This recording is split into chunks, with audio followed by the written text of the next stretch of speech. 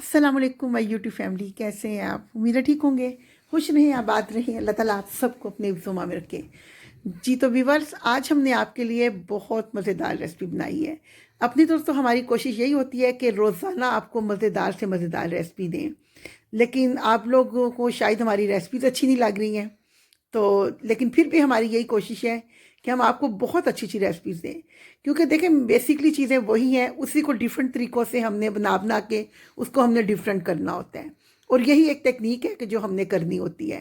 बाकी काम आपके देखने वालों का है कि आप लोग कितना उस चीज़ों को पसंद करते हो और कितना आप उसको शेयर करते हो। जी तो व्यूअर्स, रेसिपी तो हम बाद में आएंगे रेसिपी की तरफ। पहले हम आपसे पूछ लें कि किस किस ने हमारे चैनल को अभी तक सब्सक्राइब कर लिया है और कौन कौन अभी सोच रहा है कि हम चैनल को सब्सक्राइब करें या ना करें। तो फिर देर किस बात की है भाई, जल्दी से चैनल को सब्सक्राइब करें, हमारे सब्सक्राइबर बढ़ाएं, हमारी वीडियो को फ़रोग दें, ताकि और भी ज़्यादा अच्छी अच्छी रेसिपीज़ आपके लिए हम लेके आएँ। और शेयर करना बिल्कुल भी ना भूला करें। अपने दोस्तों में ज़्यादा से ज़्यादा हमारी रेसिपी शेयर करें, ताकि ज़्यादा से ज़्यादा लोग इससे फ़ायदा उठा सकें। बिस्मिल्लाहिर्रहमानिर्रहीम, शुरू अल्लाह का नाम लेके जो नहायत मेहरबान और रहम करने वाला है।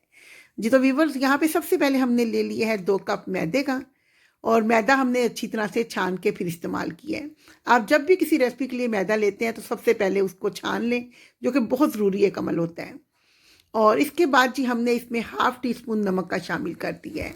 और नमक शामिल करने के बाद हम इसमें शामिल करेंगे 4 टेबल स्पून घी का, जो कि हमने मेल्ट कर लिया था। और अगर आप इसमें शामिल करना चाहते हैं अजवाइन या फिर ज़ीरा, तो वो भी आप शामिल कर सकते हैं। उसके साथ भी टेस्ट समोसों का बहुत ज़बरदस्त हो जाता है। जी तो यहाँ पे हमने पहले इसको कर लिया है स्पैचुला की मदद से, हल्की सी इसकी हमने मिक्सिंग कर ली है। और मिक्सिंग करने के बाद बराबर इसका गूंदने का अमल फिर शुरू हो जाता है।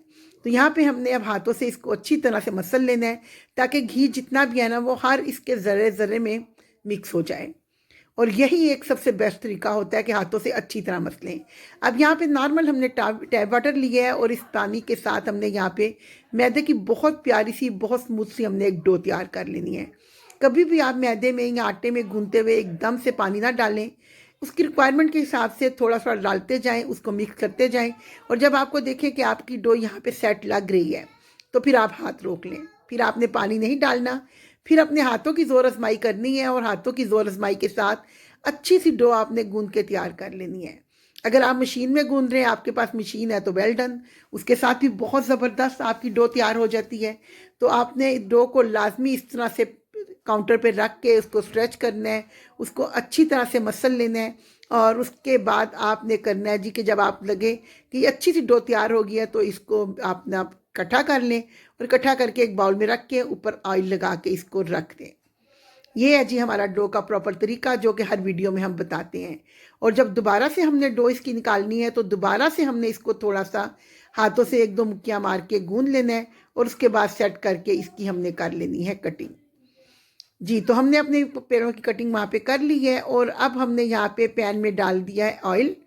और ऑयल तो हमने सिर्फ इसमें 2 टेबल स्पून लेना है, इससे ज़्यादा हमने ऑयल नहीं लेना, क्योंकि अगर आप ज़्यादा ऑयल लेंगे तो आपकी डो फिर ख़राब भी हो जाएगी ना, तो वो फिर ऑयली सी हो जाएगी, तो वो अच्छी नहीं लगेगी। और यहाँ पे हमने एक छोटा सा प्याज लिया है, उसको हमने चॉप रफली कर लिया है। और चॉप करने के बाद हमने इसको पका लेना है। आपने इसको हल्का सा सोते करना है, और अच्छी तरह से करना है। ये नहीं कि आपका जल गया या कुछ, क्योंकि ऑयल कम है, तो कोशिश करनी है कि इसी ऑयल या घी जो भी है, इसमें हम प्याज को अच्छी तरह से पका लें। और जब आपका प्याज इसका कच्चापन ख़त्म हो जाए, प्याज आपका अच्छी सी इसकी ज़रा खुशबू सी आने लगे, तो पता चल जाता है कि आपका प्याज यहाँ पे फ्राई हो गया है। प्याज को हमने बहुत ज़्यादा डार्क कलर नहीं देना, सिंपल इसको करना है। और साथ ही हमने डालनी है यहाँ पर सब्ज़ मिर्चें। मैंने 3 अदर सब्ज़ मिर्चें ली थी, जो कि मैंने फिर 2 ही शामिल की हैं। आप भी अगर घर में छोटे बच्चे हैं, तो जिस हिसाब से आपके बच्चे टेस्ट लेते हैं, उस हिसाब से आपने मिर्चें इसमें कम या ज़्यादा कर लें। और मिर्चें आपने बिल्कुल बारीक बारीक करके चॉप करनी है, मोटे पीसीस और बड़े पीसीस आपने नहीं डालने। और यहाँ पे जब मिर्चें भी हमारी हल्की सी फ्राई हो जाएंगी, तो फिर हम आ जाएंगे इसके स्पाइसेस की तरह। तो सबसे पहले हमने यहाँ पे डाला है जी सूखा धनिया। सूखा धनिया हमने इसमें शामिल कर दिया है 1 टीस्पून के करीब। और साथ ही हम इसमें शामिल कर देंगे ज़ीरा पाउडर। ज़ीरा पाउडर भी हमने 1 टीस्पून के करीब इसमें शामिल कर दिया है। ड्राई रोस्ट मसाले इस्तेमाल करें, वो ज़्यादा अच्छे रहते हैं। हाफ़ टी स्पून दरा मिर्च और हाफ़ टी स्पून लाल मिर्च। 1.5 टीस्पून के करीब हमने इसमें नमक शामिल कर दिया है और 1 टीस्पून के करीब हमने इसमें काली मिर्च का पाउडर शामिल कर दिया है और 1/2 टीस्पून हमने इसमें शामिल किया है हल्दी का पाउडर और 1/4 टीस्पून के करीब हमने इसमें कलर भी शामिल कर दिया थोड़ा सा। उससे आलूओं का कलर बहुत ज़बरदस्त आ जाता है। अब इस मसाले को हमने अच्छी तरह से भूनना है, लेकिन जलाना नहीं है। अगर आपको लगे मसाला ज़्यादा खुश्क है तो एक छींटा इसमें आप पानी का लगा लें हल्का सा, तो उससे आपका मसाला जलेगा नहीं।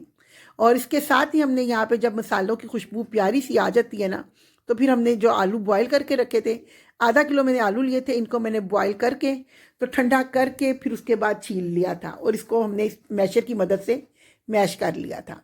अब इस सारे मसाले में अच्छी तरह से हमने आलूओं को कोट कर देना है और आलू हमारे बहुत अच्छे से ज़बरदस्त से बन के तैयार हो जाएंगे।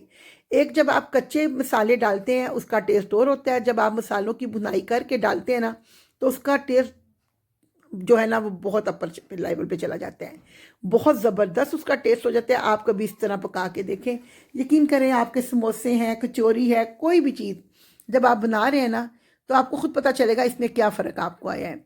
एक हैंडफुल हमने इसमें धनिया बिल्कुल बगैर पानी के हो खुशक करके आपने फिर इसमें डालना है, पानी नहीं इसमें डालना, क्योंकि पानी का मॉइस्चर तो हमने पहले इसमें खुशक किया इसको पका के। जी, तो अब धनिया को हमने अच्छी तरह से यहाँ पे इसकी कर लेनी है मिक्सिंग और इसके साथ ही हमने यहाँ पे कर देना है फ्लेम अपना ऑफ। और आपने यहाँ पे अगर अच्छा आपको लगता है तो थोड़ा सा पुदीना भी शामिल कर सकते हैं, उसकी खुशबू साथ बहुत अच्छी लगती है। मेरे पास नहीं था इसीलिए मैंने सिर्फ इसमें धनिया ही शामिल कर दिया है। अब ये डो हमारी बहुत ज़बरदस्त सी तैयार हो गई है और इसको हम निकाल लेंगे अपनी एक प्लेट में। ये देखें जी, डो हमारी यहाँ पे हमने निकाल ली है और ये ठंडी भी हो गई है। अब हम आते हैं अपने मैदे की तरफ, जो हमने मैदा अपना गूंद के रखा था, तो इसके हम बना लेंगे पेड़े। इसके आप जो पेड़े तकरीबन आप 3 अदद बना लें, नॉर्मल पेड़े बनते हैं इसके लिए। इसको आपको बहुत बड़े बड़े पेड़े नहीं बनाने, मतलब नॉर्मल साइज जितना रोटी का पेड़ा होता है ना, हमारी रोटी बड़ी होती है उस हिसाब से थोड़ा सा आपने पेड़ा बड़ा रखना है। और यहाँ पे पेड़े करके आपने एक साइड पे रख लेने हैं और उनमें से बाकी पेड़े आप कवर कर लें और एक पेड़ा जो है उसको आपने यहाँ पे लेना है और बेलना शुरू कर देना है। यहाँ पे हमारे 3 अदद पेड़े बन गए हैं और एक पेड़ा हमने यहाँ पे लेके ना तो इसको हमने सेल्फ पे पहले थोड़ा सा खुश्का डस्ट कर लिया था और उसके बाद हमने इसको बेलना शुरू करना है। बेलते हुए आपने ये त्याग करनी है कि ना तो आपने ये कोशिश है कि रोटी गोल हो चकोर हो, मकसद सिर्फ हमारा यहाँ पे ये होना चाहिए कि जिस तरह आप समोसों के लिए पतली सी इसकी आप तैयार करते हैं रोटी, बिल्कुल उस तरह आपने बहुत पतली सी रोटी आपने इसकी तैयार कर लेनी है। आम जो हम रोटी पकाते हैं थोड़ी नॉर्मल होती है, लेकिन समोसों के लिए जो पट्टी तैयार करते हैं वो पतली होती है। तो आपने कोशिश करनी है कि जितना ज़्यादा आप इसको बेल सकते हैं ना उतना ज़्यादा आप इसको बेल के बड़ा करते जाए ना। और जब आपकी रिक्वायरमेंट के हिसाब से ये पतली हो जाएगी, आप देख रहे होंगे कि मैंने कितनी पतली की है कि नीचे से उसकी शीट भी नज़र आ रही है ना। फिर कोई भी आप कटर ले लें, कोई चीज़ आपके पास गिलास है, कटोरी है, कुछ भी आप ले लें और उसके साथ आपने इस तरह से इसके पीसीस कर लेने हैं, गोल गोल, मतलब आपने ना ये बना लेने हैं। तो मैंने भी इसी तरह यहाँ पे सारे आटे के जितनी भी 3 पेड़े थे उनकी रोटियां बना के तो मैंने यहाँ पे इस तरह से इसके ये तैयार कर लिए थे। उस तरह अगर आप एक एक पेड़ा छोटा छोटा लेंगी, अलग-अलग बनाएंगी तो आपको बहुत देर लग जाएगी। तो इसीलिए बेहतर है कि आसान तरीका करें आप और एक ही दफ़ा बेल के, और इस तरह आप अगर इससे भी बड़ा कर सकते हैं करें, कोई मुश्किल नहीं है। लेकिन मेरे पास तो इतना ही मैंने आपको दिखाने के लिए बनाया है। तो आपने कोशिश बस ये करनी है कि आपकी जो ये आप रोटियां छोटी छोटी बना रही है ना, ये आपकी ज़रा पतली पतली होनी चाहिए। मैंने दोबारा से इसको थोड़ा थोड़ा और पतला कर लिया था ताकि ये बिल्कुल भी डो हमारी मोटी ना लगे ना, क्योंकि अगर समोसा जितना आपकी पतली डो होगी उतना ज़्यादा अच्छा ज़बरदस्त तैयार हो जाएगा। जी, तो यहाँ पे बस हमने इतना ही इसको बेलना था और इसके बाद जी हमने यहाँ पे बताएंगे कि आपको हमने क्या करना है। सबसे पहले हमने यहाँ पे करना ये है जी कि आपने अपनी डो जो है ना इसको लेना है और इसके दरमियान में आपने रखनी है इसकी फिलिंग, और उस हिसाब से आपने दरमियान से थोड़ी सी जगह छोड़ के ना आपने फिंगर्स की मदद से इसके ऊपर आपने पानी लगा लेना है। इस जगह पे बिल्कुल किनारों पे नहीं लगाना, किनारे तकरीबन 1-1 इंच छोड़ के ना तो फिर आपने यहाँ पे पानी लगाना है। इसी तरह राउंड में आपने पानी लगाने के बाद दरमियान में आपने रखनी है जो हमने डो बना के रखी है ना, तैयार की है, ये हमने रख लेनी है। एक छोटे से आपने नींबू से, जो बड़ा साइज का नींबू होता है ना, उतना आपने एक पोर्शन लेना है और इसमें रख के साइडों से इस तरह आपने इसको इकट्ठे करते जाना है। ये जब सारे आप इस तरह पूरी रोटी को इस तरह आप इकट्ठा कर लेंगे ना, तो ये आपके पास जी बड़ी प्यारी सी एक लुक बन के तैयार हो जाएगी। अब आपने करना ये है कि नीचे से इसको पुश कर देना है। अब आपकी समझ आ गई होगी कि हमने यहाँ पे पानी दरमियान के हट के क्यों लगाया था। पानी लगाने का मकसद हमारा यही था कि फिर ये इस तरह से जुड़ जाएगी। ना हमने इसको ट्विस्ट करना है, ना इसको कुछ और करना है, बस सिंपल हमने इसको इस तरह दबा दबा के ना एक प्यारी सी हमने इसकी डो तैयार कर लेनी है। और माशाल्लाह अल्हम्दुलिल्लाह देखिए कितनी ज़बरदस्त हमारी एक पोटली बन के तैयार हो गई है। आप इसको पोटली समोसे का नाम भी दे सकते हैं या जो भी आपको अच्छा लगे। इस तरह मैंने यहाँ पे तकरीबन 1 दर्जन के करीब मैंने ये बना के तैयार कर लिए हैं। तो अब इनको तैयार करके तकरीबन अगर तो आप स्टे देना चाहें तो दे लें, तो फ्रिज में इसको 5-10 मिनट के लिए रख लें। अगर नहीं देना चाहते तो इसी तरह आप इसको फ्राई कर लें जी। तो यहाँ पे हमने ऑयल गर्म होने के लिए पहले ही रख दिया था। ऑयल आपका मीडियम होना चाहिए, बहुत आपने जला हुआ ऑयल नहीं कर लेना। अगर आपका ऑयल ज़्यादा गर्म हो गया है तो पहले उसको ठंडा होना दें, क्योंकि ऑयल आपका अगर ज़्यादा तेज़ होगा ना गर्म, तो उससे आपकी बहुत जल्दी पक के जल जाएंगी। तो हमने इसको देना है बहुत प्यारा सा गोल्डन कलर। और इनको पहले आपने बिल्कुल नहीं छेड़ना। जब आपने देखना है थोड़ी सी स्टेबल हो गई हैं और चम्मच की मदद से आपने मुसलसल इसके ऊपर इस तरह ऑयल डालते जाना है। उससे ये होगा कि ऊपर से आपकी खुलेंगी नहीं, और वो जो आपके ऊपर से आपने पानी के साथ जोड़ी है ना, वो आपकी अच्छी तरह से पैक हो जाएगी और बहुत अच्छी फॉर्म में ये तैयार हो जाएगी। अब ये हो गई हैं स्टेबल, इसको जिस तरह मर्जी घुमाएं, जो मर्जी करें, अब ना तो ये खुलेंगी और ना ये इंशाल्लाह टूटेंगी, इंशाल्लाह मेरे अल्लाह के हुक्म से।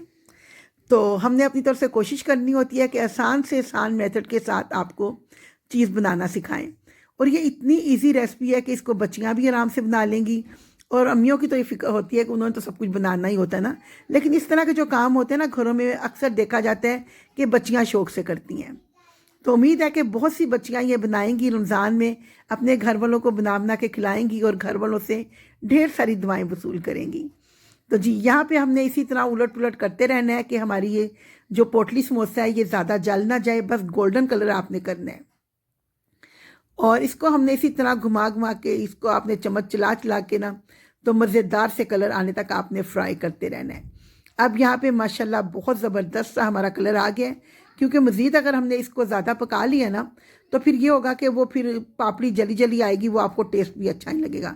और थोड़ी देर के बाद वैसे भी पड़ा हुआ कलर इसका फ़र्क पड़ जाता है ना चीज़ का, जब हम इसको फ्राई करते हैं। तो अब माशाल्लाह अल्हम्दुलिल्लाह अल्हम्दुलिल्लाह आप इसकी लुक चेक करें, देख के दिल कर रहा है ना कि आप भी बनाएं।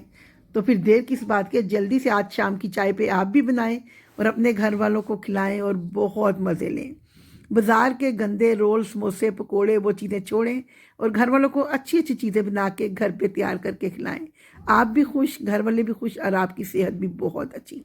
तो अल्लाह ताला हर किसी का दस्तरखान रिज़्क़ हिलाल से भरा रखे और सेहत, तंदुरुस्ती और ज़िंदगी के साथ अपनी हर नेमत खानी नसीब फरमाए। आप इसको ग्रीन चटनी के साथ भी सर्व कर सकते हैं और दही की चटनी के साथ भी। जो सी भी चटनी आपको पसंद है उसके साथ आप इसको सर्व करें। और माशाल्लाह आप इसकी लुक देखें कि अंदर से कितनी भरी हुई हमारी बनी है। तो इसी के साथ अपना व्लॉग हम ख़त्म करते हैं। अल्लाह हाफिज़।